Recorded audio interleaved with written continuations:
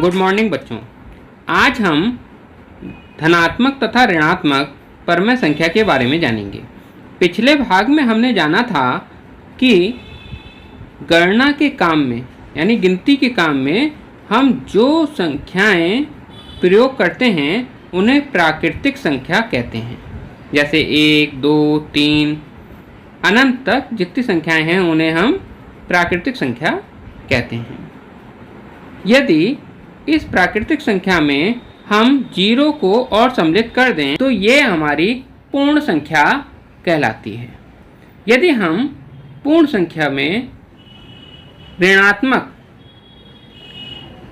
पूर्णांक यानी कि -1, -2, -3, माइनस अनंत तक जितनी भी संख्याएं हैं उन्हें हम और जोड़ दें तो ये हमारे पूर्णांक कहलाते हैं। यानी कि 0 धनात्मक पूर्णांक और ऋणात्मक पूर्णांक ये हमारे पूर्णांक कहलाते हैं।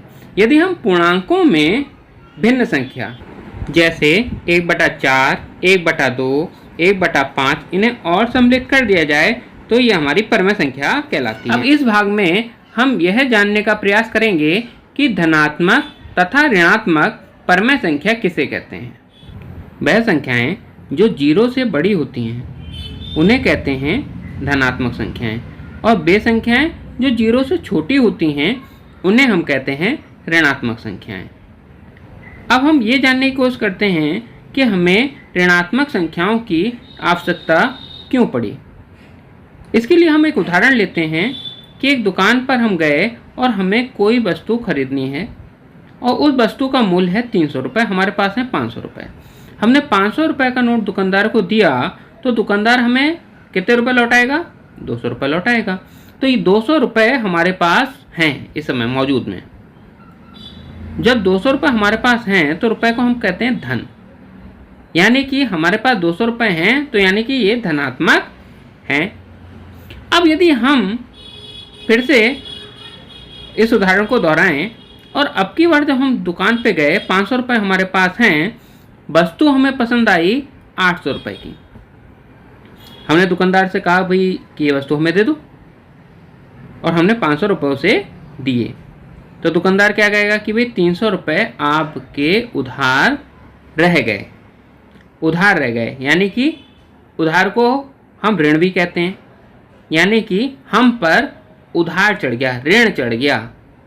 हमें 300 रुपये अभी उसे देने हैं, हमारे पास नहीं है। यदि जब हमारे पास रुपये आ जाएंगे तो हमें 300 रुपये उसे पहले देने पड़ेंगे। तो इसलिए ये 300 रुपये हमारे ऋणात्मक में होंगे। अब हम इसी को दूसरे उदाहरण से समझने का प्रयास करते हैं। हम एक सीढ़ी लेते हैं और इस सीढ़ी के प्रत्येक पायदान पर हम एक नंबर लिख लेते हैं। हम 20 सीढ़ी के पायदान पर 0 लिखते हैं और ऊपर की ओर बढ़ते हुए 1, 2, 3 नंबर डालते हैं, और नीचे की तरफ माइनस में नंबर डालते हैं, -1, -2 और -3। यानी ऊपर धनात्मक हैं और नीचे ऋणात्मक हैं। अब यदि कोई बच्चा 3 कदम ऊपर की ओर चढ़े तो वो पहुंच जाता है 3 नंबर पे, वो है प्लस का नंबर है। अब यदि बच्चा 4 कदम नीचे लौटे तो वह 0 से भी नीचे आ जाएगा। 0 से 1 कदम नीचे आया है तो इसलिए हम उसे -1 मानेंगे।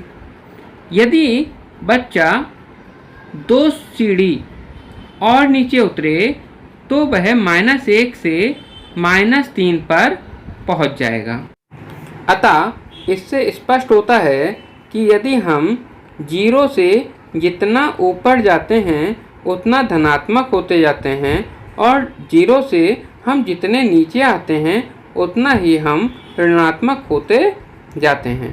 अब यदि हम इसे नंबर लाइन यानी कि संख्या रेखा से समझने का प्रयास करें तो बीच में 0 और इसके दाईं तरफ जब हम जाते हैं तो धनात्मक मान होता जाता है, और इसके बाईं तरफ जाएंगे तो हमारा ऋणात्मक मान होता जाएगा।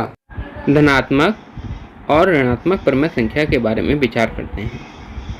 वे परमेय संख्या जिसके अंश और हर दोनों धनात्मक पूर्णांक होते हैं, ऐसी परमेय संख्या को धनात्मक परमेय संख्या कहते हैं। जैसे 3/7, 5/8, 2/9, ये सब धनात्मक परमेय संख्याएं हैं।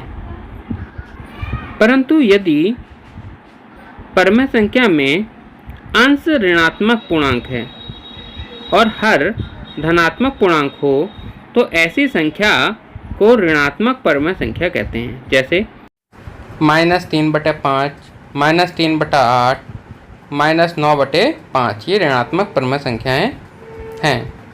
इसी प्रकार जिनमें अंश धनात्मक होता है लेकिन हर ऋणात्मक परमेय संख्या होता है, वे भी ऋणात्मक परमेय संख्या कहलाती हैं। जैसे 3/-7, 4/-5 और 7/-9, इस प्रकार की जो परमेय संख्या होंगी वो भी ऋणात्मक परमेय संख्या कहलाएंगी। इसी प्रकार यदि जिनके अंश और हर दोनों ऋणात्मक परमेय संख्या होते हैं, वे धनात्मक परमेय संख्या कहलाती हैं। जैसे कि हमने माना -2/9, इसमें माइनस से माइनस कट जाएगा और ये बराबर हो जाएगा 2/9 के, इसलिए ये एक धनात्मक परमेय संख्या हो जाएगी। अब देखिए, एक हमने सारणी ली है जिसमें हमें ऋणात्मक तथा